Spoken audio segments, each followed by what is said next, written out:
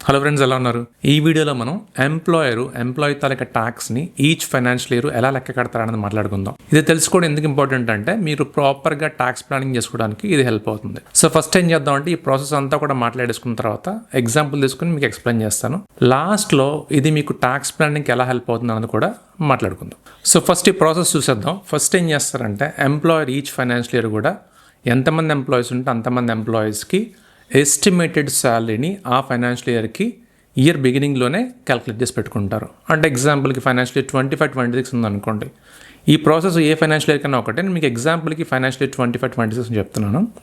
So 25-26 financial ఇయర్కి ఏప్రిల్లో start అవుతుంది కదా ఫైనాన్షియల్ ఇయర్. సో ఏప్రిల్లో ఎంప్లాయర్ ఏం చేస్తారంటే ఎంతమంది ఎంప్లాయీస్ ఆయన దగ్గర ఉంటే అంతమంది ఎంప్లాయీస్ తాలూకా ఎస్టిమేటెడ్ శాలరీ ఆ ఫైనాన్షియల్ ఇయర్కి ముందుగానే ఎస్టిమేట్ చేసి పెట్టుకుంటారు. నేను ఇక్కడ మీకు ఏం చెప్పాను, ఎస్టిమేటెడ్ శాలరీ ఎగ్జాక్ట్గా తెలియదు కాబట్టి ఒకవేళ ఏమైనా హైయర్ డిడక్షన్స్ ఉండొచ్చు ఎంప్లాయీకి, లేకపోతే మధ్యలో ఏమైనా ఇంక్రిమెంట్స్ ఉండొచ్చు, ప్రమోషన్స్ ఉండొచ్చు, తెలియదు కాబట్టి ఎస్టిమేటెడ్గా ఇయర్ బిగినింగ్లో ఇంత శాలరీ ఉండొచ్చు ఫలానా ఎంప్లాయీకి అని ముందుగానే క్యాలిక్యులేట్ చేసి పెట్టుకుంటారు. అండ్ నెక్స్ట్ టైం అవుతుంది ఫైనాన్షియల్ ఇయర్ బిగినింగ్లోనే కదా ఎంప్లాయీస్ వాళ్ళ ట్యాక్స్ స్కీమ్ చూస్ చేసుకుంటారు. ఇప్పుడు డిఫాల్ట్ స్కీమ్ అయితే మాత్రం న్యూ ట్యాక్స్ స్కీము, ఒకవేళ ఓల్డ్ ట్యాక్స్ స్కీమ్ కావాలనుకున్నా కానీ ఎంప్లాయీస్ ఆ ఫైనాన్షియల్ ఇయర్ బిగినింగ్లోనే చూస్ చేసుకుంటారు. సో ఇప్పుడు ఏం చేస్తాడు employer, already estimated salary of the employee ఉంది, అలానే ఎంప్లాయీ ఏ ట్యాక్స్ స్కీమ్ చూస్ చేసుకున్నాడని కూడా ఎంప్లాయర్కి తెలుసు. దీన్ని బట్టి ఎంప్లాయర్ ఏం చేస్తాడు, ఎంప్లాయీ ఎంచుకున్న ట్యాక్స్ స్కీమ్ బట్టి ఎలిజిబుల్ ఎగ్జంప్షన్స్ని, డిడక్షన్స్ని, అలానే రిబేటు, స్టాండర్డ్ డిడక్షన్ ఇలాంటివన్నీ మైనస్ చేసుకుని అంటే అడ్జస్ట్ చేసుకుని ట్యాక్సబుల్ శాలరీని అరైవ్ అవుతాడు. సో ఈ ట్యాక్సబుల్ శాలరీ తర్వాత ఏమవుతుంది, ఎంప్లాయీ ఆప్ట్ చేసుకున్న ట్యాక్స్ స్కీమ్ బట్టి రెస్పెక్టివ్ స్లాబ్ రేట్స్ని అప్లై చేసుకుని ట్యాక్స్ లయబిలిటీని ఫైండ్ అవుట్ చేసుకుంటాడు. ఇలా ప్రతి ఎంప్లాయీకి జరుగుతుంది. సో ఇలా ట్యాక్స్ లయబిలిటీ వచ్చిన తర్వాత ఏమవుతుంది, మొత్తంగా ఇయర్కి ఎంత ట్యాక్స్ లయబిలిటీ అని తెలుస్తుంది. ఈ ట్యాక్స్ లయబిలిటీ మీకు ఎవ్రీ మంత్ TDS డిడక్ట్ అవుతుంది కదా. దీన్ని ఎలా ఫైండ్ అవుట్ చేస్తారంటే మొత్తం ట్యాక్స్ లయబిలిటీని బై 12 చేసుకుని ఈచ్ మంత్ TDSగా ఎంప్లాయీ నుంచి ఎంత రికవర్ చేయాలనేది ఫైండ్ అవుట్ చేసుకుంటారు. దాని తర్వాత ఏం జరుగుతుంది, ఎంప్లాయీకి ఎవ్రీ మంత్ ఏవైతే డిడక్షన్స్ ఉంటాయో, సపోజ్ PF కాంట్రిబ్యూషన్స్ ఉన్నాయి అనుకోండి, ESI కాంట్రిబ్యూషన్స్ ఉన్నాయి అనుకోండి, ప్రొఫెషనల్ ట్యాక్స్ ఉంది అనుకోండి, ఇలా ఎంప్లాయీ గ్రాస్ నుంచి మొత్తం మైనస్ అయిపోయి కదా ఫైనల్గా వచ్చే అమౌంట్ డిపెండ్ అయి ఉంటుంది నెట్ శాలరీ అనేది. అలా నెట్ శాలరీ ఇచ్చే ముందు ఈ TDS కాంపోనెంట్ కూడా డిడక్ట్ చేసేసి బ్యాలెన్స్ అమౌంట్ మాత్రమే ఎంప్లాయీ బ్యాంక్ అకౌంట్లోకి పడుతుంది. సో ఇది జరిగే ప్రాసెస్. ఫస్ట్ ఏం చూసుకుంటారు, ఎంప్లాయర్ ఎస్టిమేటెడ్ గ్రాస్ శాలరీ ఎంప్లాయీకి అంతా ఫైండ్ అవుట్ చేసుకుంటాడు ఆ కన్సర్న్ ఫైనాన్షియల్ ఇయర్కి. నెక్స్ట్ ట్యాక్స్ స్కీమ్ చూస్ చేసుకున్నది ఏంటి అనేది ఎంప్లాయీ చూస్తాడనమాట. ఆ రెస్పెక్టివ్ ట్యాక్స్ స్కీమ్ బట్టి ఎలిజిబుల్ ఎగ్జంప్షన్స్ని, డిడక్షన్స్ అన్ని ఫైండ్ అవుట్ చేసుకుని ట్యాక్సబుల్ శాలరీని అరైవ్ అవుతాడు. ఈ ట్యాక్సబుల్ శాలరీకి ఒకవేళ మీరు ఏమైనా additional income report చేస్తారనుకోండి, house property income కానీ, ఇంట్రెస్ట్ ఇన్కమ్ కానీ ఇలాంటివన్నీ రిపోర్ట్ చేసుకుంటే అది ట్యాక్సబుల్ శాలరీకి యాడ్ చేసుకుని మొత్తంగా taxable income component respective employees అంతా ఫైండ్ అవుట్ చేసుకుని దానికి యాన్యువల్ ట్యాక్స్ని ఫైండ్ అవుట్ చేసుకుని బై 12 చేసుకుని మంత్లీ రెస్పెక్టివ్ ఎంప్లాయీ నుంచి ఎంత TDS డిడక్ట్ చేసుకోవాలన్నది ఫైండ్ అవుట్ చేసుకుంటారు. ఇప్పుడు ఎగ్జాంపుల్ తీసుకుని మాట్లాడేసుకుందాం, మీకు ఈజీగా అర్థమవుతుంది. సపోజ్ మీ గ్రాస్ శాలరీ ఒక ఫైనాన్షియల్ ఇయర్కి 15 lakhs అనుకోండి. మీరు ఎంచుకున్న ట్యాక్స్ స్కీమ్ ఏమో న్యూ ట్యాక్స్ స్కీమ్. సో మీ ఎస్టిమేటెడ్ శాలరీ ఎంతో తెలుసు ఎంప్లాయర్కి, అలానే మీరు ఎంచుకున్న ట్యాక్స్ స్కీమ్ ఏంటి, న్యూ ట్యాక్స్ స్కీమ్. దీన్ని బట్టి సపోజ్ 15 lakhsలో నుంచి 1 lakh మీకు న్యూ ట్యాక్స్ స్కీమ్లో ఎలిజిబుల్ ఎగ్జంప్షన్స్, డిడక్షన్స్ అనుకుంటే మీ ట్యాక్సబుల్ శాలరీ ఎంత, 14 lakhs.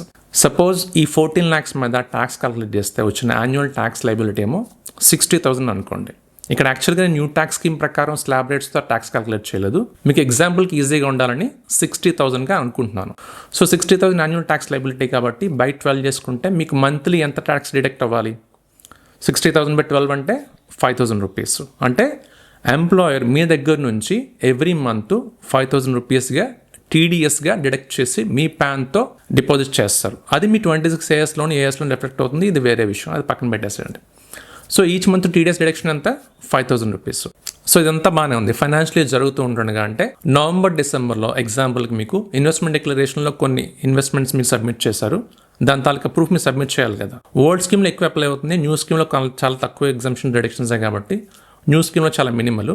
బట్ ఏదైనా కానీ ఇన్వెస్ట్మెంట్ డిక్లరేషన్ మీరు ఆల్రెడీ ముందు సబ్మిట్ చేసిన దానికి ప్రూఫ్ సబ్మిట్ చేయాలి కదా November-Decemberలో కానీ. లేకపోతే ఏమవుతుంది, దానికి తగ్గినట్టుగా ఒకవేళ మీరు సబ్మిట్ చేయలేకపోతే ఆ ఇన్కమ్ మళ్ళీ పెరిగి దాని మీద ట్యాక్స్ మళ్ళీ అడిషనల్గా మీ నుంచి డిడక్ట్ చేస్తారు. సో అలా డిసెంబర్లో మీరు ఇన్వెస్ట్మెంట్ డిక్లరేషన్ సబ్మిట్ చేసిన వాటికి ప్రూఫ్ సబ్మిట్ చేయాలి, మీరు కొన్ని సబ్మిట్ చేయలేకపోయారు.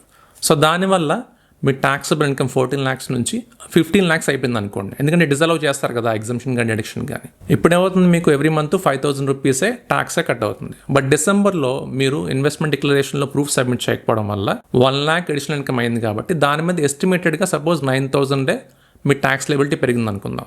అప్పుడేమవుతుంది, ఈ అడిషనల్ ట్యాక్స్ని కూడా మీ నుంచి రికవర్ చేయాలి కదా. అప్పుడు ఏం చేస్తారు, ఆల్రెడీ మీకు డిడక్ట్ అవుతున్న 5,000 రూపీస్ ఎవ్రీ మంత్ డిడక్ట్ అవుతూ ఉంటుంది. అది కాకుండా జనవరి, ఫిబ్రవరి, మార్చ్లో ఏం చేస్తారంటే ఈ 9,000 రూపీస్ అడిషనల్ ట్యాక్స్ ఉంది కదా, దాన్ని by 3 అనమాట.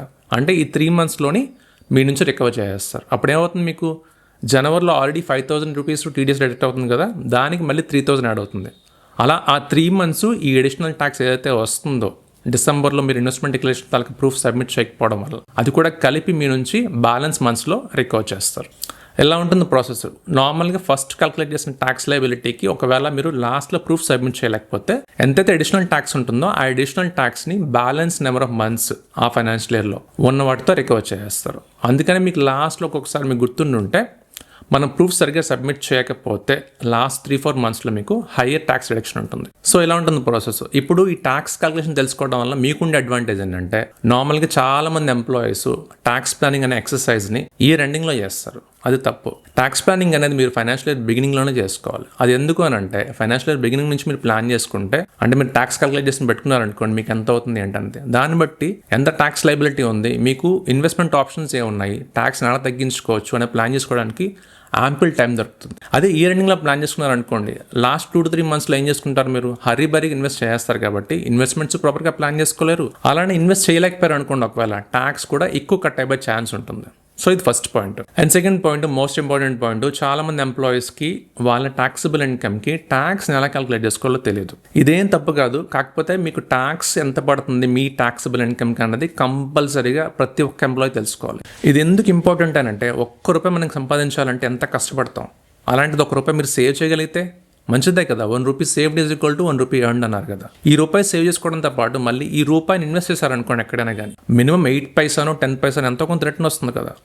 సో అలాంటిది ₹1 అయితే ఇంత బెనిఫిట్ ఉన్నప్పుడు మీరు ట్యాక్స్లో అట్లీస్ట్ మీరు ప్లాన్ చేసుకునే ముందు నుంచి ఒక ₹1000 మిగిల్చుకున్నారనుకోండి, ఆ ₹1000 ఎంత బెనిఫిట్ అవుతుంది మీకు, దేనికైనా హెల్ప్ అవుతుంది కదా. అందుకని ప్రతి ఒక్క ఎంప్లాయీ కూడా వాళ్ళ ట్యాక్సిబుల్ ఇన్కమ్కి ఏ ట్యాక్స్ స్కీమ్ చూస్ చేసుకుంటే ఎంత బెనిఫిట్ అవుతుందని తెలుసుకోవడంతో పాటు ఏ ట్యాక్స్ స్కీమ్లో ఎంత ట్యాక్స్ లెబిలిటీ వస్తుందో కూడా తెలుసుకోవాలి, కంపల్సరీ తెలుసుకోవాలి. ఇది తెలుసుకున్నారనుకోండి, ట్యాక్స్ ప్లానింగ్ మీకు ఎవరో చెక్కర్లా, మీ ట్యాక్సిబుల్ ఇన్కమ్కి ఏ ట్యాక్స్ స్కీమ్ చూస్ చేసుకుంటే ఎంత ట్యాక్స్ లయబిలిటీ ఉంటుంది, ఈ ట్యాక్స్ స్కీమ్ కాకుండా ఇంకొక ట్యాక్స్ స్కీమ్ చూసుకుంటే ఎంత సేవ్ చేయగలుగుతున్నాను అన్నది మీకు ఐడియా వచ్చేస్తుంది. ఇది మీకు ఎలా హెల్ప్ అవుతుంది అంటే, మీ క్యాల్కులేషన్లో మీ ట్యాక్స్ లయబిలిటీ 50,000 వచ్చి ఎంప్లాయర్ క్యాల్కులేట్ చేసినప్పుడు 60,000 వస్తే ఆ అడిషనల్ 10,000 ఎలా వచ్చిందని మీరు ఫైండ్ అవుట్ చేసుకుని, ఒకవేళ ఎంప్లాయర్ ఏమైనా మిస్టేక్ చేసి ఉంటే మీరు ఎంప్లాయర్కి ఇన్ఫార్మ్ చేసుకుని రెక్టిఫై చేసుకోవడం పని చేస్తుంది.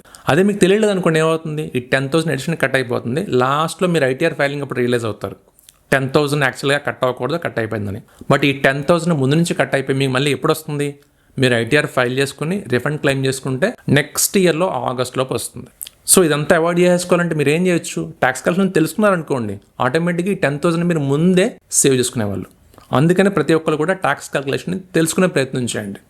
1-2 వీడియోస్ చూడండి, ఆర్టికల్స్ చదవండి, చాలా ఈజీ, కాంప్లికేటెడ్ ఏం కాదు. ఒకవేళ మీకు ఇంట్రెస్ట్ ఉంటే మాత్రం మన ఛానల్లో కూడా కొన్ని వీడియోస్ ఉన్నాయి, చెక్ చేయండి, ఈజీగా అర్థమైపోతుంది. సో ఇలా ఎంప్లాయర్ ఎలా ట్యాక్స్ లెక్క కడతాడని తెలుసుకోవడం వల్ల మీ ట్యాక్స్ ప్లానింగ్కి హెల్ప్ అవుతుంది. ఇదండి ఈరోజు వీడియో. అలానే ఎంప్లాయీస్ రిలేటెడ్గా మీకు పనికొచ్చే అన్ని వీడియోస్ని కూడా డిస్క్రిప్షన్లో లింక్ చేస్తాను ఒక ప్లేలిస్ట్గా, చెక్ చేయండి, డెఫినెట్గా మీకు హెల్ప్ అవుతాయి. Thank you so much for watching.